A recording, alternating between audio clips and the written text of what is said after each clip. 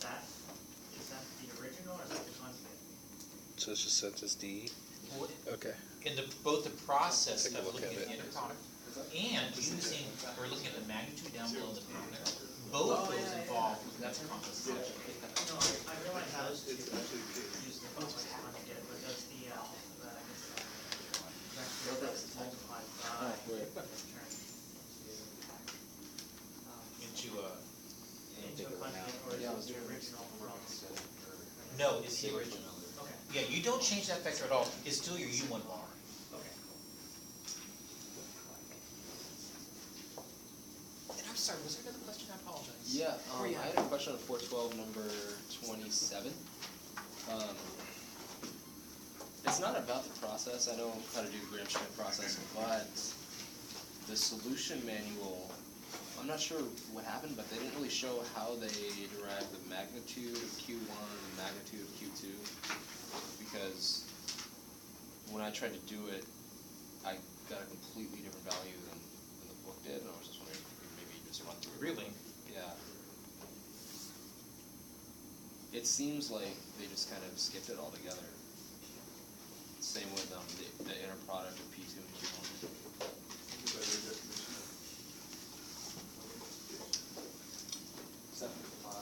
Yeah, that's for 27. What was that? I was just saying, it probably happened because you didn't go by the definition up there. Maybe I missed that. Yeah, That's why. You know, that happens a lot in this book, is that sometimes instructions don't look like they belong to the question involved. Yeah. But yeah, he was just defining, like I did in class once, just a funky looking Yeah. inner product. Okay, that's fine. All better?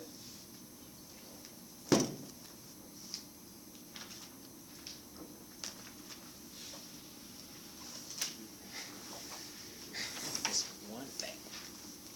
So close.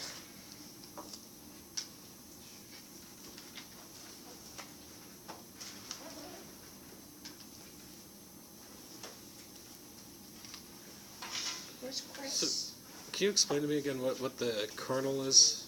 Yeah, that's why I'm drawing this in the board, because I want to Okay. know what the kernel is. And the range.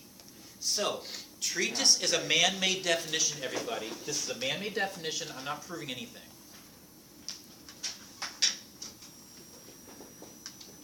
Let T be a linear transformation from B to W. Number one, I will define the kernel of this linear transformation to be nothing more than a collection of elements in the very first vector space. I'll call it V bars. Such that they get transformed to the zero vector in the other vector space. And again, I'm being honest with my words. It's just a man-made definition. And correspondingly, let me think of the range of my linear transformation, and I'll try to say this better in English using words. The range of my linear transformation, I'll interpret as being nothing more than a collection of all the transformed vectors that came from the first vector space. It's a collection of all T of V bars such that V bar ranges over the entire vector space V. It's sort of like I got a whole bunch of elements in V that might be sent to the zero in the second vector space W. And the collection of all such vectors I refer to as a set, which is a kernel of my transformation. But I think in red, I simply got the image of all the elements in V projected onto W, which may not be all in W, by the way. That's why my red circle is a little bit smaller than the black one. But I'll refer to such vectors as the range of my transformation. Now, do you think that the kernel could ever be empty? See, I don't think it can be, because I already proved to you that the zero element in the first vector space gets mapped to zero element in the second vector space. I'm sorry for talking so fast. Oh, did I make a mistake? Is there necessarily a zero element over here? Well, yeah, it's a vector space. It's got a zero element. It's one of my axioms. So I'm guaranteed to have a zero element over there. And therefore, I'm guaranteed that the range is not going to be empty.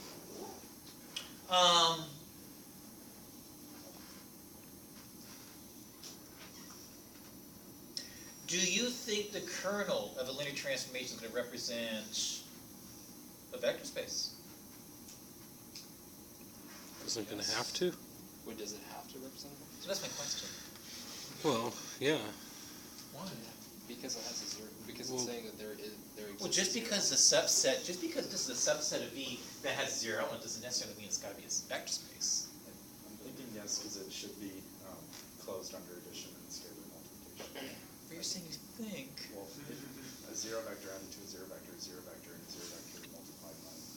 Well, careful, these aren't necessarily zero vectors. Oh, I thought you meant the kernel, like the. Well, I'm talking about the kernel is a collection of vectors Oh. in this subset of V, but does this constitute a vector space?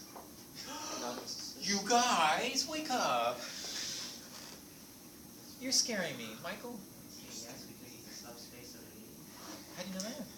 Well, at least by the Yeah. diagram. Well, actually, by the diagram, I was simply suggesting that it's a subset. So do you I got have an idea. Hold on, let me see. Yeah. Let's recognize this.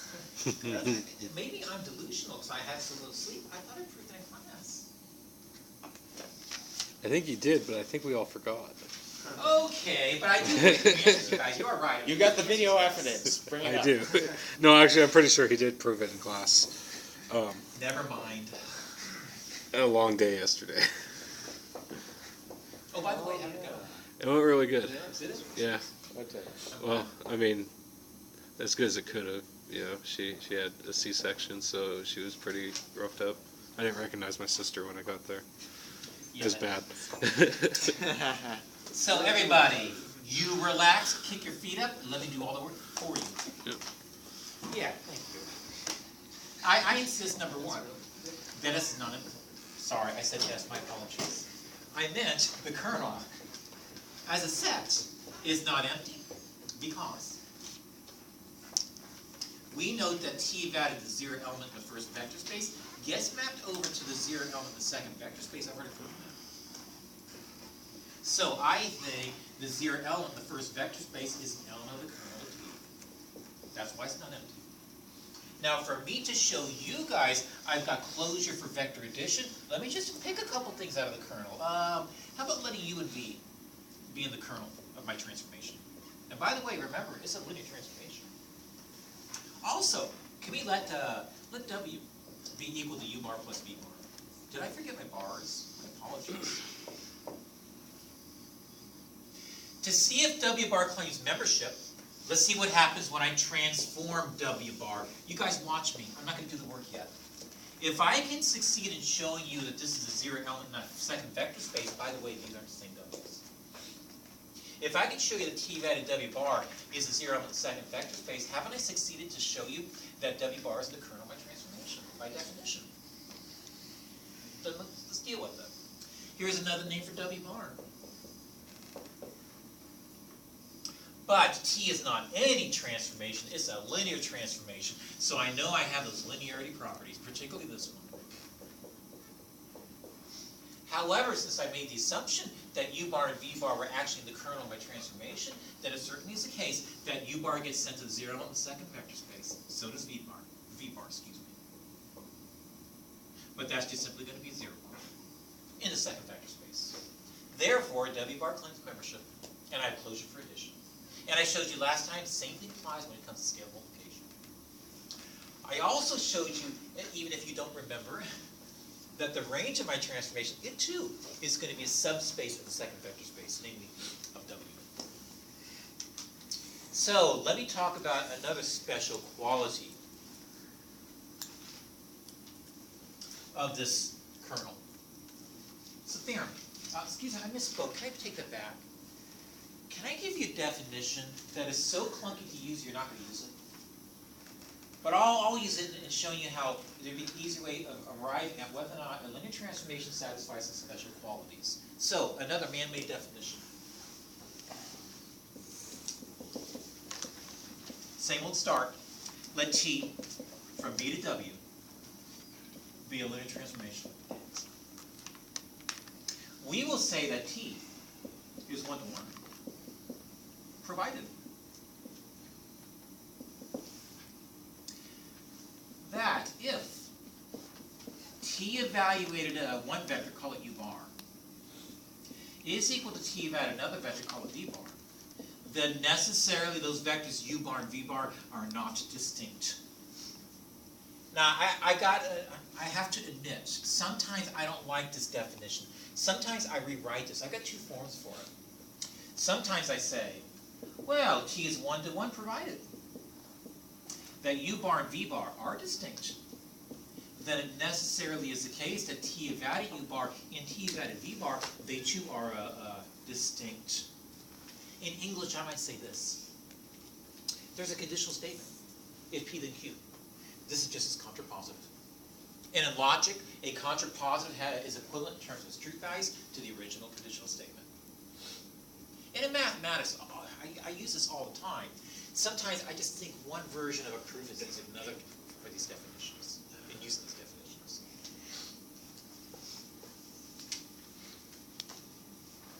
So, consider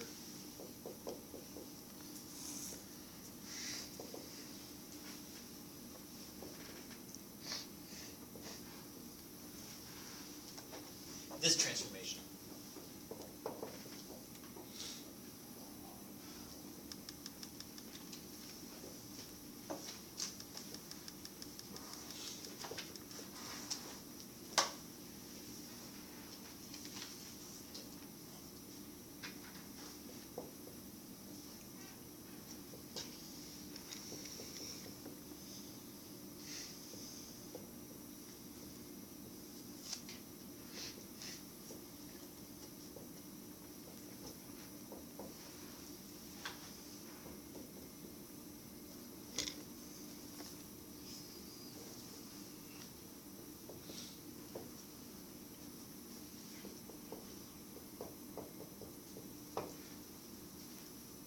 So do you guys mind?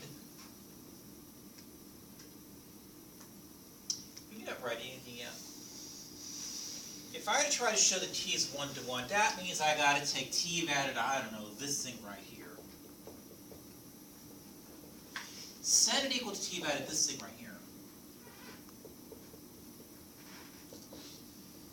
Try to show you, the reader, that these inputs have to be equal to each other.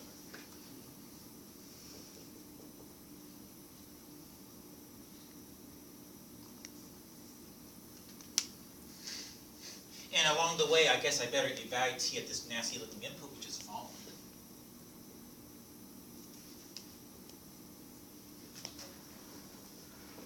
Can I stop? You guys, I just think this is a lot of writing. Actually, I don't think it's going to be a very simple process of trying to transform this equation, which I did not finish writing, into this equation down here. I think it's way too much work. It's far too difficult. So I admit, I'm the one who gave you the definition of one-to-oneness for a linear transformation. I just think it's too difficult to use. So let me restate what it really means to have a one-to-one transformation. I'll put it in the form of a theorem. T from here to here is a linear transformation. I maintain that T is one-to-one if and only if the kernel of my transformation is equal to the singleton set. In other words, only the zero element of the first vector space gets set to the zero element of the second vector space. And it goes both ways. If T is one-to-one, then kernel is that. If the kernel is that, then T is one-to-one. It's a biconditional statement. By the way, since I'm here, you guys humor me with this. What's the dimension of the kernel? 0, no 1. Which one? 0, 1. 1. Which one? I think 0, because I have no free variables. I think there's one item in this set that's a kernel, but I think it's dimension 0 because there are no free variables being used. Do you guys agree?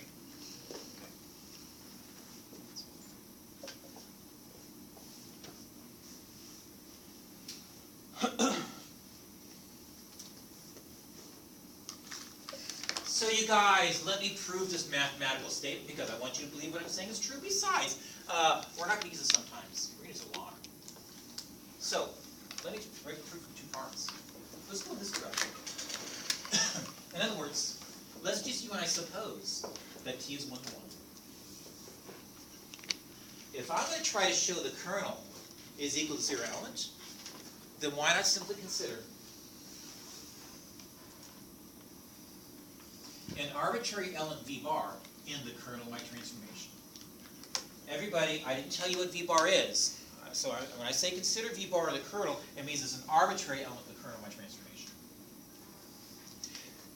What can you possibly say about t vat of v bar? What do you think you could possibly, just panic and say something about t vat of v bar? It gets sent to the zero vector in the second vector space. What else gets sent to zero vector in the second vector space? Anything transformed.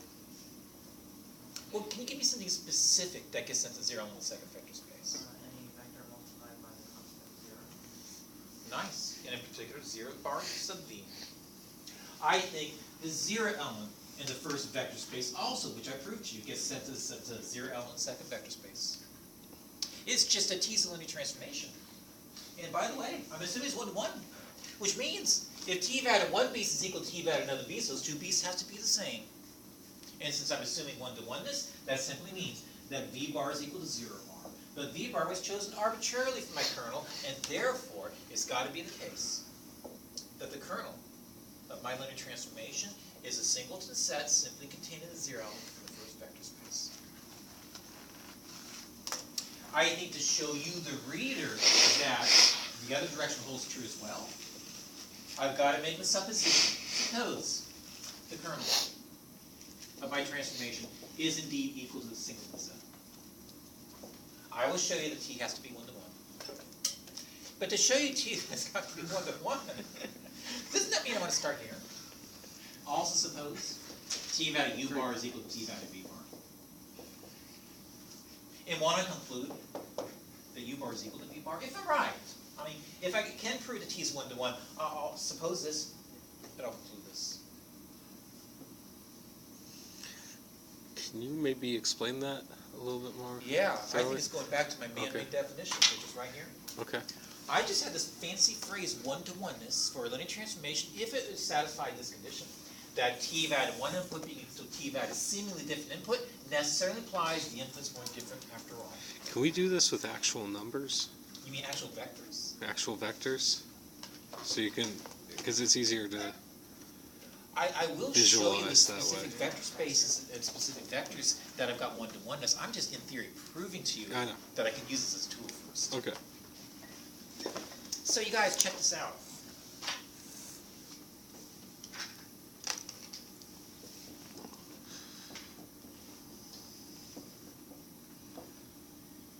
Yes? No? I just subtracted the Well, v bar from those. it would have to if they equal one another, then, yeah. Yes? No? Yeah. 'cause Oh yeah, because t is a linear transformation. I got the linearity properties working for me. But doesn't that mean that u bar minus v bar is in the kernel of my linear transformation? By definition of kernel. Because the kernel is simply the collection of all vectors that get sent to the 0 vector in the second vector space. However, the kernel of my linear transformation was assumed to be nothing more than, oh shoot, look at that, this singleton set. That means that u bar minus v bar is equal to the 0 element in the first vector space. But that necessarily means that u bar is equal to v bar plus 0 bar. But of course, using my axiom of vector spaces, that's simply going to give me v bar on the right hand side. Therefore, t is indeed 1-to-1. And I've proven what I wanted to show. Man, you guys can go quite so efficiently. I was wondering, like, what is the purpose of writing indeed? If you wrote, therefore t is 1-to-1, wouldn't that really mean the same thing? It just sounds nice. It just sounds nice? Okay. And if you disagree, you don't have to use them. Okay, so if I don't put indeed, would I'd still get it right? Yeah, it just makes me smile. Because I think I slipped up on that and I put it on my delta epsilon proof in 32. Oh, you guys, I got an idea. I asked you question number 1. I never finished it. I said it was too much work. So can I go back to number 1 and actually answer the question?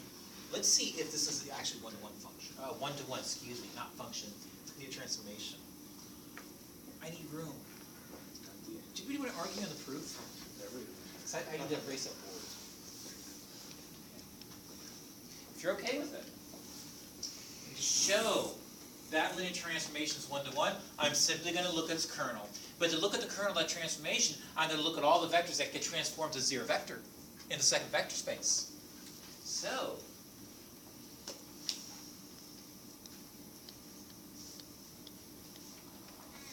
let's let P actually be in the kernel of that linear transformation. That being the case, transformed P is going to be nothing more than zero vector in the second vector space, which, by the way, is just zero self, because I'm in P2. But if you take a peek at the transformation, you guys, I made it up out of thin air. Just make sure I'm writing it down correctly.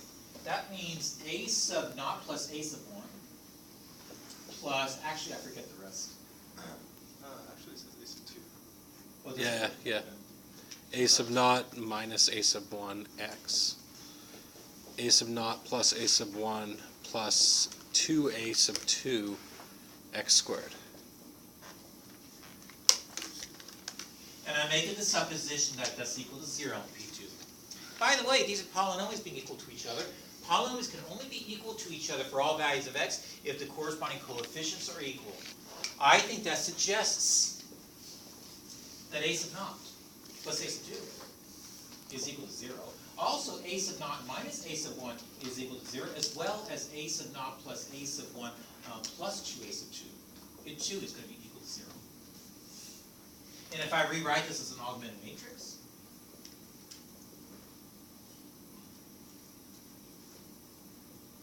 gosh, chapter 2 sure comes in handy. And I reduce my matrix.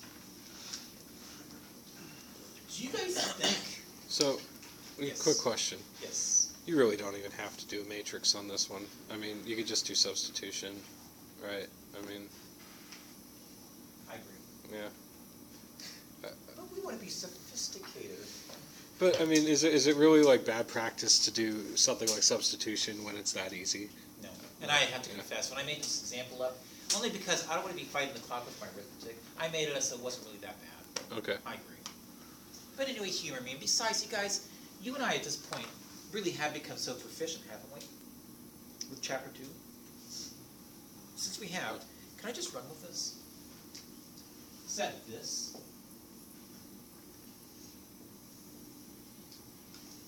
And another thing I was kind of wondering is, like, sometimes it's easy for me just to run through these matrices without, writing down my permutations. Like what I'm doing right now. Like what you're doing right now. Are you okay with that? I'm very okay with it, because when I read your work, I can follow what you do. Okay. I tend to go slow in class, even this class when I first started talking about Gauss-Jordan elimination, because I wanted you to understand the process. And besides, some of you admitted in this class that you've never seen it before. Okay. So I admit, you guys, now that we're graduates of chapter 2, I in class, I've often skipped those steps in the notation as well.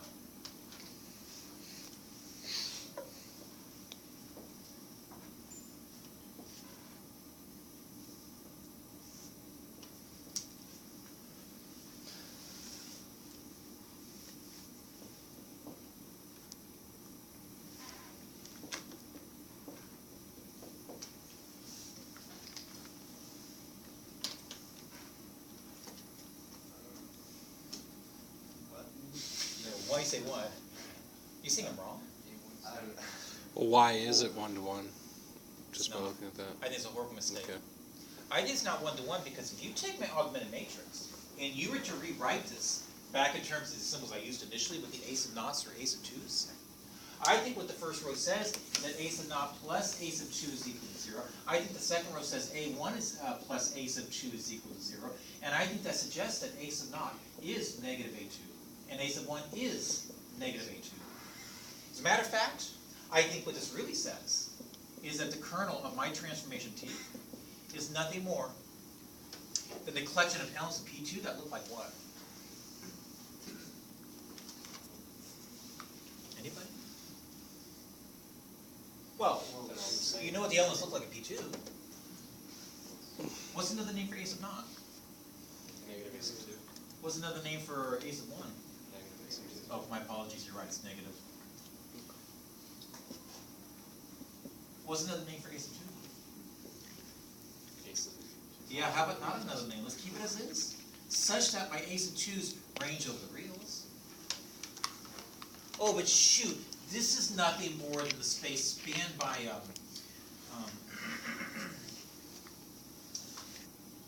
you guys. Negative 1,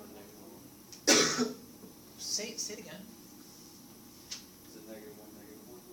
Negative But that sounds like a negative triple. x, -1 minus x plus x. Yeah. Oh, I like it. So 1 plus x minus x squared. Oh, sure. Yeah. By the way, that's not equal to the empty set, or excuse me, I misspoke. That's not equal to the zero element in the first vector space. Which, by the way, is just zero jeepers. What's my conclusion? Michael? Is SP in this case a span or is it? My apologies, that's what I meant. I meant to write SPAN. I'll pay attention. What's my conclusion? It's not 1 to 1. I agree.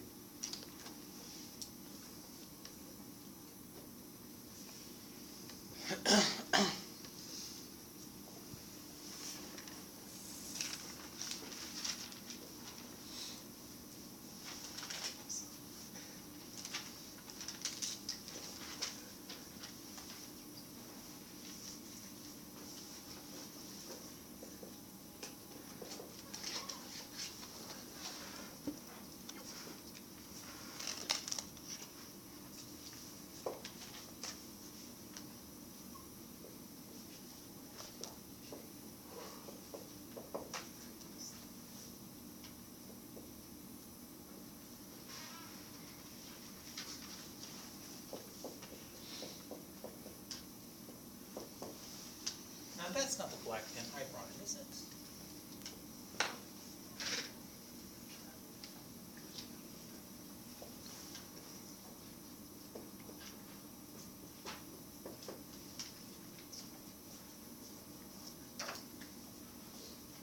You guys, what am I gonna do? What am I gonna do? To find the kernel of T, what am I gonna do? Augment that With what? with the 0 vector. I agree. For this reason, can I put a few more words in there? I think to find the kernel T, I'm going to look at all the transform vectors in R3 and see which one will give me the zero vector in the second vector space. I think I'm going to look at all the AX bars and see which one can give me the zero bar. I think I'm going to solve this system 102, 013, 001. I hope you guys don't mind me being this lazy. I may have some really nice numbers in my matrix. To reduce is just one step.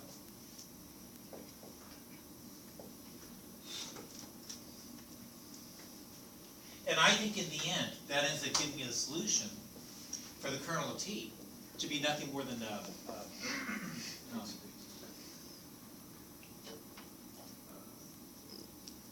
I want to see where you guys are at. I want you to symbol by symbol tell me what to write. The symbol by symbol, like what I should be writing on the ink board with my pen. Great. Oh.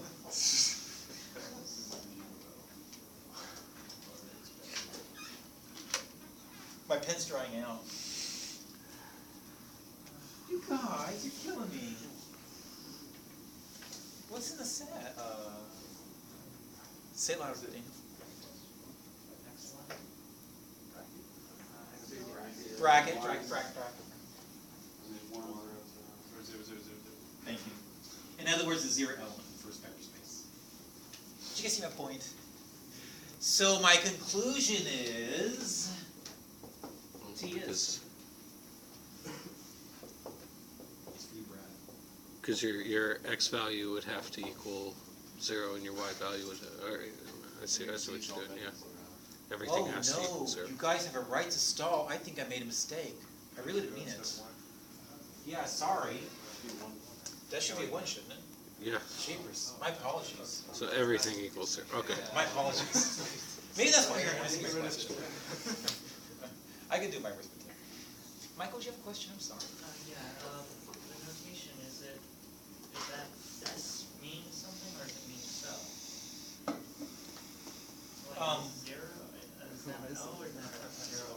going back to arithmetic where you had this? Zero vector. A new best matrix. That's different. I apologize. Sue? Is that So, is that a so? Because there are a bunch of C's. It's S C C C C C. Backwards C's, which Zero vector. are nonsensical at this point. I don't get it.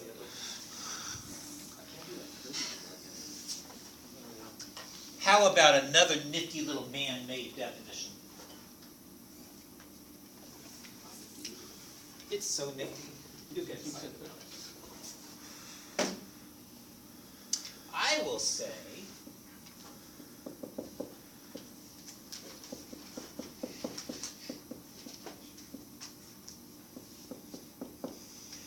the T is onto provided.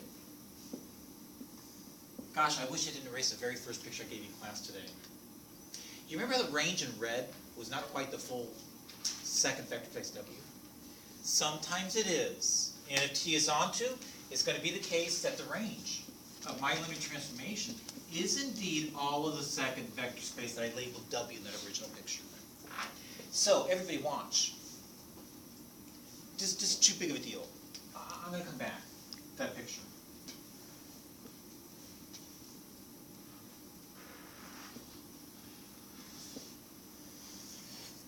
This is what I had. Can I just give you guys a quick glimpse of where I'm going with all this? If I can shrink this particular subspace of V that's the kernel of my transformation, if I can shrink it down to single element to zero vector in V, and expand the range to be all of W, then I think that transformation will be both onto and one-to-one. And if my linear transformation is both onto and one-to-one, then I will proclaim that these two vector spaces, V and W, essentially are the same. I'll refer to the relationship as being isomorphic. Now, I'm just going off for the title onto for now, but if I've got one-to-oneness and onto-ness for my linear transformation, it basically means those two vector spaces, V and W, are basically the same. It's just the elements might look a little different. So isomorphic just means that they're the same? Isomorphic simply means I can create a linear transformation that's both one-to-one and onto. Okay.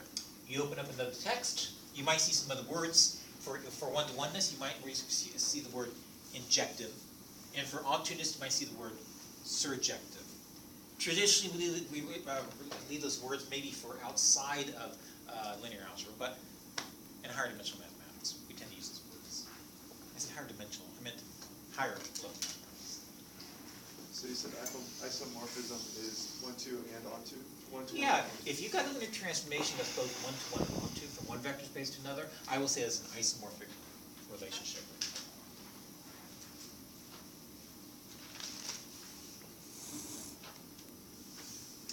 But there is something I haven't discussed in the past. Oh, by the way, shoot, I skipped something, darn it. I really did, and I shouldn't have. You ever done this before? You ever looked at solutions to that equation? Yeah, you call it the null space. So I think when it comes to a matrix transformation, the kernel is nothing more than the null space of my matrix A. For any matrix? Or just for specifically? Oh no, for any matrix, no matter what it looks like, the null space is going to be the kernel of your transformation. Well, assuming the transformation is linear. And I think for any matrix A, here's something that's a really nice relationship. It's called the rank nullity theorem.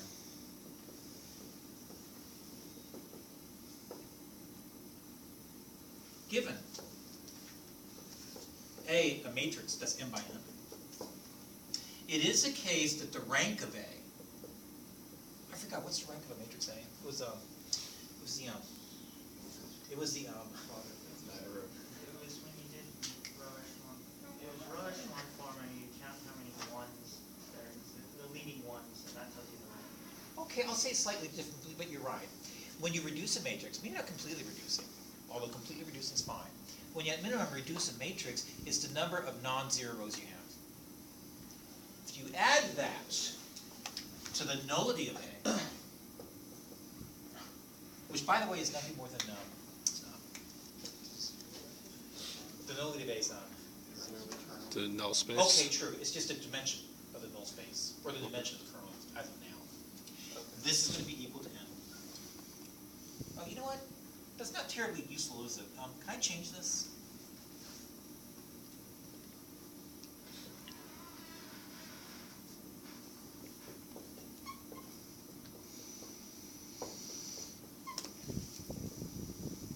This is sort of like the quadratic formula of linear algebra. It'll be one of your best friends. And the general nullity theorem says this. Consider a linear transformation. How about from V to W?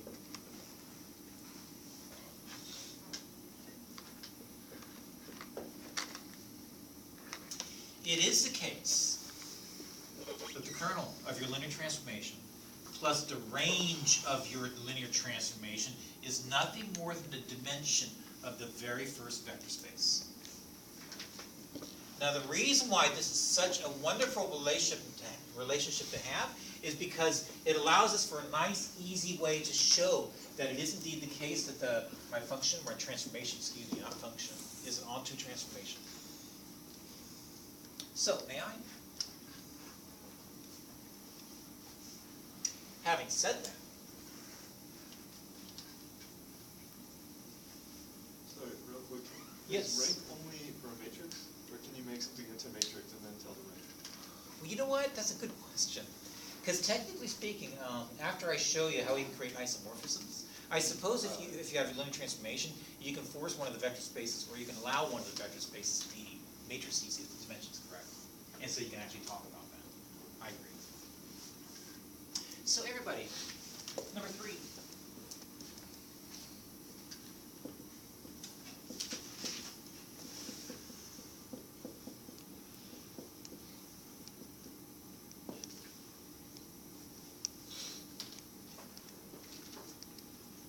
Anybody? Oh, by the way, you guys, hold it. Gosh, I'm just awful today.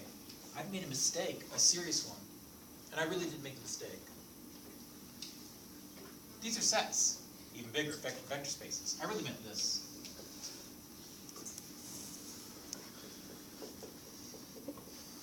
I'm just talking numbers, not spaces. But again, my mistake, I wasn't paying attention.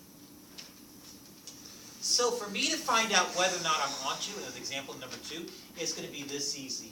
I'm simply going to rewrite the general rank nullity theorem, in which case, it is going to be the case of the dimension of the kernel plus the dimension of the range is equal to the dimension of V, which by the way is the first vector space, which by the way is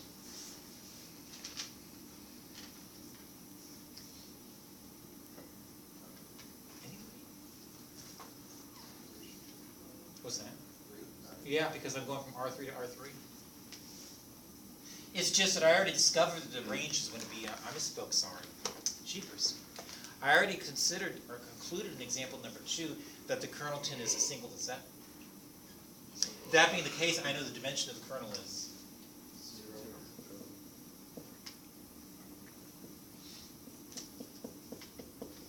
oh, but shoot, that means the dimension of the range of this linear transformation is 3.